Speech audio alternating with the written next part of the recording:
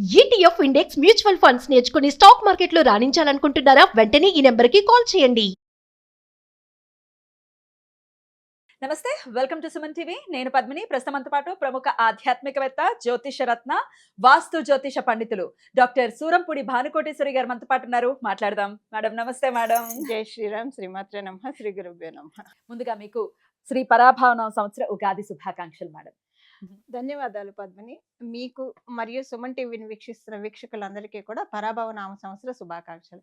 ఈ ఉగాది మీ జీవితాల్లో నవవసంతాన్ని మన జీవితాల్లో నవవసంతాన్ని కురిపించాలని, మన అందరం కూడా ఆనంద డోలికల్లో తేలిపోవాలని చెప్పి, మనకున్న కష్టాలన్నీ కూడా తగ్గిపోవాలని చెప్పి జగన్మాతని మనందరి తరఫున మనస్ఫూర్తిగా ప్రార్థిస్తున్నాను. థ్యాంక్ యూ అండి. Thank you so very much. ఒక్కసారి ఈ ద్వాదశ రాశులకి కూడా మనం ఖచ్చితంగా రాశి ఫలాలు అంటే తెలుసుకోవాలి అని అంటే అది ఉగాదికి మాత్రమే మనకు ఉన్నటువంటి సాంప్రదాయం. కాబట్టి మరి పరాభావన సంవత్సరం పేరేమో పరాభావం కదా, మరి అవమానం కదా, ఒకంత భయంగా ఉంది.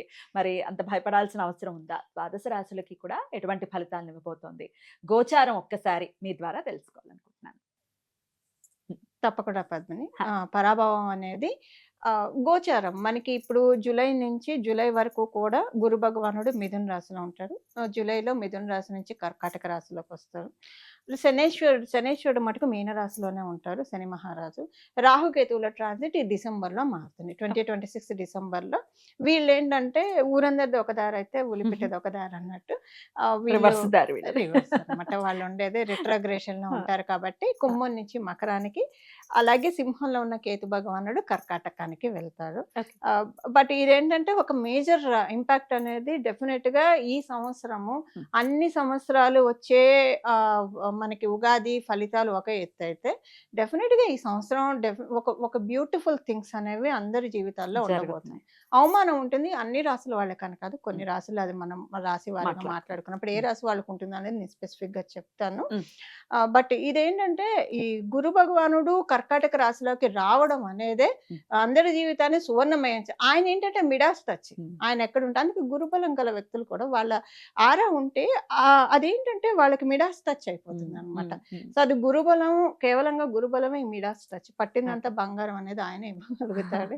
సో బంగారానికి కూడా బంగారం అనే లోహానికి అధిపతి కూడా. సో ఆయన కర్కాటక రాశిలో ఉచ్చ స్థానంలో ఉండడం అనేది ద్వాదశ రాశుల వాళ్ళకి, ద్వాదశ లగ్నాల వాళ్ళకి, 27 నక్షత్రాల వాళ్ళకి డెఫినెట్ గా ఒక అల్టిమేట్ టైం ప్రారంభం అవుతుంది. అద్భుతం. మరి ద్వాదశ రాశులకి కూడా పరాభావన సంవత్సరం ఎలా ఉంటుందో ఒక్కసారి మనం మొదలు పెడదాం. మేడం ముందుగా మేషరాశి, ఈ మేషరాశి వారికి శ్రీ పరాభావన సంవత్సరం ఎలా ఉండబోతోంది? అలాగే పద్మని, మేషరాశి వాళ్ళకి ఈ సంవత్సరం జూన్ వరకు ఏంటంటే కొంచెం అంటే ప్రస్తుతము ఒక 6 నెలల నుంచి మేషరాశి వాళ్ళందరికీ కూడా 6 నెలల నుంచి 7 నెలల నుంచి అనుకోండి, చాలా కన్ఫ్యూజన్స్ ఉన్నాయి.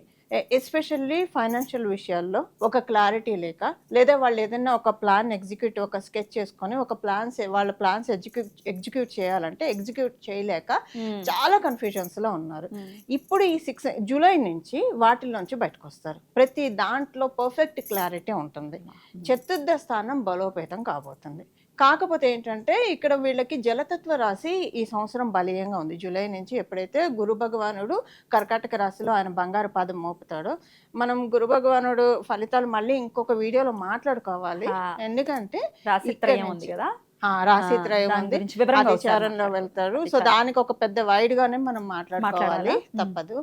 ఇక్కడి నుంచి పద్మిని ఈ కంటిన్యూగా 2033 వరకు కూడా గురు భగవానుడు ప్రతి రాశిలో ప్రతి సంవత్సరం 3 రాశుల్లో అవుతూ ఉంది ఆయన సంచారం.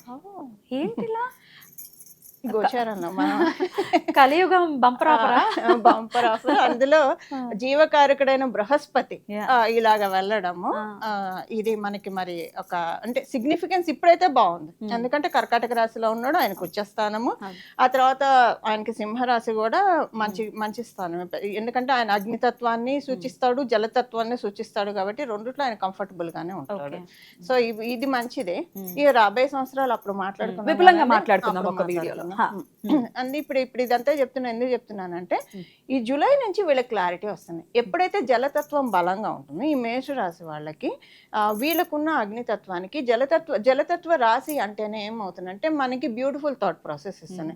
ఇప్పుడు మన మనసు ప్రశాంతంగా ఉంటే మనం కూల్ కూల్ అంటారు, ఎవరైనా మాట్లాడుతున్నప్పుడు కొంచెం అయితే కూల్ కూల్ కూల్ బాస్ అంటారు కదా. సో ఆ కూల్ని ఇచ్చేది ఏంటి, చల్లదనాన్ని ఇచ్చేది ఏంటి, జలము లేదా చల్లటి గాలి కదా. సో ఏంటంటే కూల్గా ఆలోచిస్తారు అనమాట. కూల్గా ఆలోచించి నిర్ణయాలు తీసుకుంటారు. చతుర్థ స్థానం బలంగా ఉండడం వల్ల గృహయోగానికి కూడా అవకాశం ఉంది. అంతేకాక దీనికి వాళ్ళ జన్మజాతకం కనీసం 30% అన్న సహకారంగా ఉండాలి. 30% అన్న సహకారంగా అంటే గోచారం ఈడ్చుకెళ్ళిపోతుంది. ఓకే, కానీ ఏలినాటి శని వల్ల మీరు అన్నట్టు కన్ఫ్యూజన్స్ అవి ఉన్నాయి. కన్ఫ్యూజన్స్ ఏలినాటి శని వల్ల, కేవలం ఏలినాటి శని వల్లే కాదు, ఇప్పుడు థర్డ్ ప్లేస్ లో గురు భగవానుడు ట్రాన్సిట్ రెండిటి వల్ల. అయితే ఇప్పుడు ఏలినాటి శని వీళ్ళకి ఒక రకంగా తగ్గుతుంది ఆ ఇంటెన్సిటీ. మేషరాశి వాళ్ళకి ఏలినాటి శని బీభత్సమైన హ్యామరింగ్. మేష వృశ్చిక రాశి వాళ్ళకి అష్టమ శని, అర్ధాష్టమ శని, ఏలినాటి శని చాలా హ్యామరింగ్ ఉంటుంది, ఇబ్బంది పెడుతుంది. సో ఇబ్బంది అంటే ఒకటి, వీళ్ళు తెలిసి తెలియకుండా తలాతోక లేని పనులు చేసి ఇబ్బందులు కొని తెచ్చుకోవచ్చు. అలా కాకపోయినా వీళ్ళు ఎంత పర్ఫెక్ట్గా వెళ్తూ ఉన్నా అంటే ఒక్కొక్కసారి మనం చేసే వాటిలో మనకి క్యాలిక్యులేషన్స్ లేకపోతే తప్పు అవుతుంది. అప్పుడు అనుకుంటారు కదా, అరే ఆ రోజు ఈ ఇన్వెస్ట్మెంట్ చేయకుండా ఉంటే బాగుండేది, ఇది చేయకుండా, ఇలాగా కన్ఫ్యూజన్స్ ఉంటాయి కదా, అవన్నీ ఉంటాయి అన్నమాట. ఇప్పుడు వాటిల్లోంచి బయటకు వస్తారు. గురు భగవానుడు శనేశ్వరుని చూడడము వీళ్ళకి ప్లస్ అవుతుంది. ఏలినాటి శనిలో ఉన్న ఈ సంవత్సరం దాంట్లోంచి కాస్త రిలీవ్ అయితే వస్తారు మేషరాశి మేష లగ్నంలో పుట్టిన వాళ్ళు. ఆరోగ్యము తర్వాత ఆర్థికంగా వీళ్ళకి ఎలా ఉంటుందండి ఈ సంవత్సరం మొత్తం కూడా? ఆరోగ్యపరంగా బాగుంటుంది, ఆర్థికంగా కొంచెం వెసులుబాటు అయితే బాగానే ఉంటుంది. ఎందుకంటే ఏలినాటి శని ప్రభావము గురు భగవానుడు శుభదృష్టితోటి కొంత తగ్గుతూ ఉండడం వల్ల ఆరోగ్యంగా బాగుంటుంది, ఫైనాన్షియల్గా బాగుంటుంది. విద్యార్థులకి అనుకూలమైన సమయము. వీళ్ళు స్థలాలు పొలాలు ప్రాపర్టీస్ అమ్మాలన్నా కొనాలన్నా కూడా మంచి సమయం. సో అలాగే పిల్లలకి ఎలా ఉంటుందండి మేషరాశి పిల్లలకి? మేషరాశి పిల్లలకి విద్యార్థినులకి చాలా బాగా ఉంటుంది పద్మిని. ఎందుకంటే వీళ్ళకి ఆరోగ్యపరంగా మనం చూసుకున్నా కూడా ఏ రకంగా అయినా కాంపిటేటివ్ సక్సెస్ అనేది చాలా బాగా ఇస్తున్నారు గోచారంలో ఉన్న గ్రహ దేవతలు. ఇప్పుడు డిసెంబర్లో రాహుకేతువుల ట్రాన్సిట్ మారినప్పుడు అప్పుడు డిసెంబర్ నుంచి మళ్ళీ కొంచెము కేతువు జలతత్వ రాశిలో బాగా రాణిస్తాడు.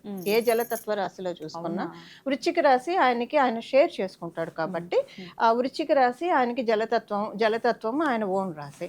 సో మేన రాశిలో ఆయన సహజ మోక్ష ప్రదాత మీన రాశిలో ఉంటాయి. అండ్ కర్కాటక రాశిలో కూడా జలతత్వం కదా. జలతత్వంలో ఎప్పుడైనా కేతు భగవానుడు పడితే చక్కటి ఆలోచన ఇస్తాడు. కేతువు తల ఉండదు కదా, ఆ కేతువు ఏ హౌస్ లో ఉంటే ఆ హౌస్ ఎవరికైనా కూడా తల తోకలేని నిర్ణయాలు తీసుకుంటారు. ఆ హౌస్ కి సంబంధించిన పోర్ట్ఫోలియోస్ వరకు మాత్రమే సుమా, అన్నిటికీ కాదు, దాని వరకు సంబంధించిన మటుకు ఒక్కోసారి వాళ్ళకి ఏం చేయాలో అర్థం కాకుండా మళ్ళీ అక్కడ గురు భగవానుడు దృష్టి కానీ గురు భగవానుడు ఉంటే వాళ్ళకంటే పర్ఫెక్ట్ డెసిషన్ మేకర్స్ కూడా ఎవరు అలా కూడా ఉంటుంది, వైసా వర్స. రెండు ఎక్స్ట్రీమ్స్ ఉంటాయి. ఎందుకంటే కేతువుకి గురు డైరెక్షన్ ఉంటే కనుక ఇంకా ఆయన వెళ్ళే మంచి పాత ఎలా ఉంటుందంటే ట్రెండ్ సెటర్స్ అంటారు కదా, అంతే ఉంటుంది. అద్భుతం. అయితే మంచి ఇయర్ గానే కన్సిడర్ చేయొచ్చు వాళ్ళకి. డెఫినెట్ గా మంచి ఇయరే. ఈ మీరు అన్నారు చూసారు ఏలినాటి శని నుంచి కొంత రిలాక్సింగ్ పీరియడ్ ఈ పరాభవ నామ సంవత్సరం మేషరాశి వాళ్ళకి అవబోతుంది పద్మిని. ఇంకొక ప్రశ్న అండి, అంటే గురు భగవానుడి వల్లనే వీరి సమయం అంతా బాగుంటుందని అంటున్నారు కాబట్టి ఆయన సింహరాశిలోకి వచ్చినప్పుడు మరి ఏమన్నా చిన్న టర్బులెన్సెస్ ఏమైనా ఉంటాయా?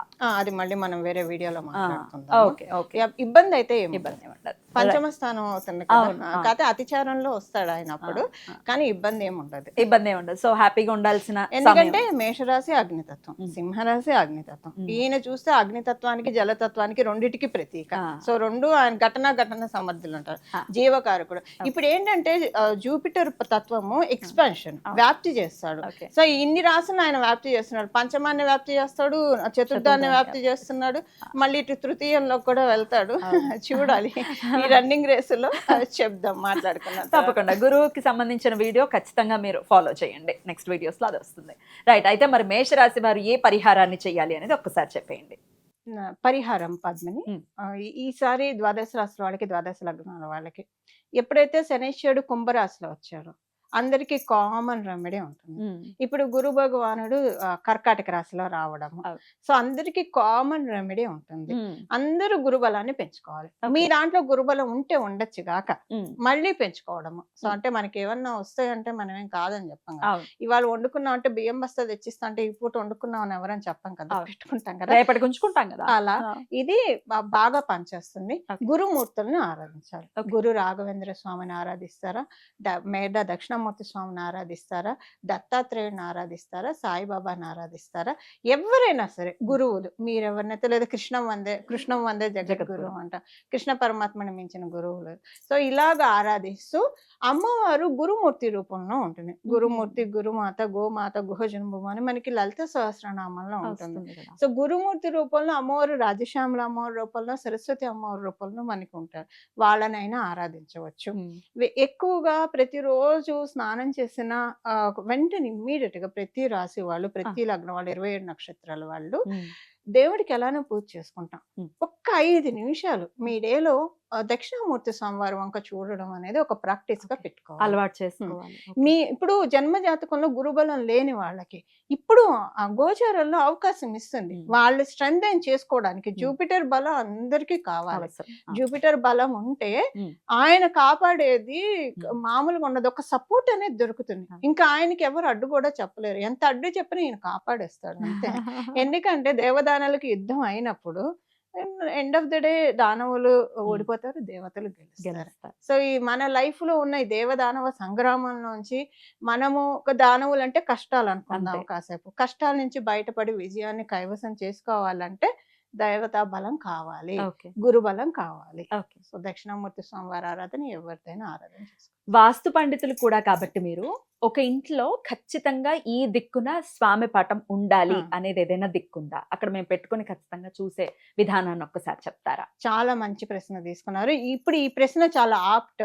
అందుకే మీరంటే అంటే కరెక్ట్ గా రైట్ టైంలో రైట్ ప్రశ్న అడుగుతారు. Thank you. ఈ వాస్తు శాస్త్రం ప్రకారం మనం చూసుకున్నాం, మనకి వేదాల్లో అంటే పురాణాల్లో ఉన్న శాస్త్ర విషయం కూడా ఇంట్లో ఉత్తరం గోడకి దక్షిణామూర్తి స్వామివారి బొమ్మ ఉంటే మంచిది. అంటే ఉత్తరానికి ఉంటాడు, ఆయన దక్షిణానికి చూస్తూ ఉంటాడు. Okay. దక్షిణానికి చూస్తే ఇప్పుడు సో మనం ప్రాక్టికల్ గా మాట్లాడుకుంటే మనం జనరల్ గా ప్రాక్టికల్, లౌకికంగా ప్రాక్టికల్ అనుకుంటాం.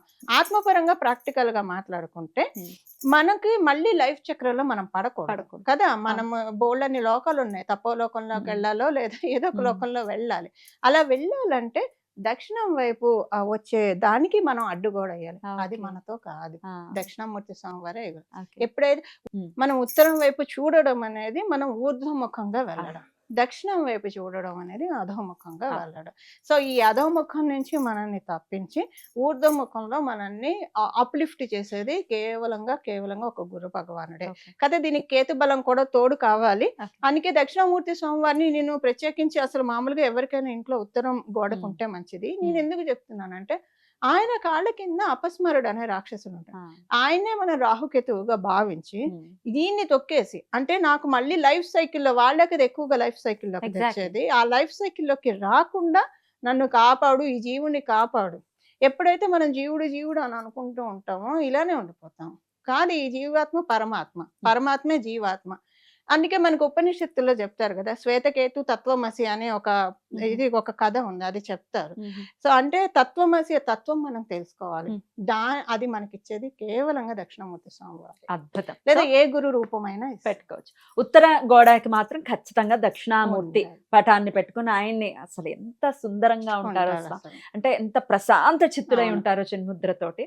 ఖచ్చితంగా అలా మనం పెట్టుకుంటే మన ఇంటికి ఎవరైనా వచ్చినా పద్మిని, మీ ఇంటికి వస్తే దేవాలయానికి వచ్చినట్టు ఖచ్చితంగా చెప్పే తీరుతారు పద్మిని, అందులో డౌటే లేదు. అద్భుతం. హాయిగా ఉంది, మీ ఇంటికి వస్తే ఒక దేవాలయం లాగా ఉంది, ప్రశాంతంగా ఉంది. అంటే మన చోటి ఉండాలి అని అనుకుంటారు. ఇది ఏంటంటే స్వామివారి గొప్పతనం. మనం ఆయన వంక చూసినా చూడకపోయినా ఆయన రేస్ మనకి పడుతూ ఉంటాయి, చూసారు. అది మనకి అసలు అలా చూసుకుంటే, ఆత్మతత్వంగా చూసుకుంటే మన మనసులో మొత్తం ఇక్కడంతా కూడా నా చుట్టూ దక్షిణామూర్తి స్వామివారు ఉన్నారని మనం భావించుకుంటే మన ఒక బ్యూటిఫుల్ ఆరాలో ఉన్నట్లు. ఖచ్చితంగా చాలా అద్భుతంగా మాకు తెలియజేశారు. ద్వాదశ రాశుల వాళ్ళకి కూడా ఈ పరాభావన సంవత్సరం ఎలా ఉండబోతోంది అనేది సవివరంగా తెలియజేశారు. నేను చెప్పినటువంటి పాయింట్స్ అన్నిటినీ కూడా వారి వారి రాశి రీత్యా ఖచ్చితంగా దృష్టిలో పెట్టుకుని చాలా మటుకు మంచి యోగవంతమైనటువంటి సంవత్సరంగానే ఉండబోతోంది అనేది నాకు అర్థమైనటువంటి విషయం. అది గురు భగవానుడి చేత. సో అందరం కూడా సంతోషంగా ఉండాలి ఈ సంవత్సరం అంతా అని మనస్ఫూర్తిగా కోరుకుంటూ చాలా చక్కటి వివరణ అందించారండి. కృతజ్ఞతలు. నమస్కారం అండి. మంగళం. నమో భగవతే వాసుదేవాయ.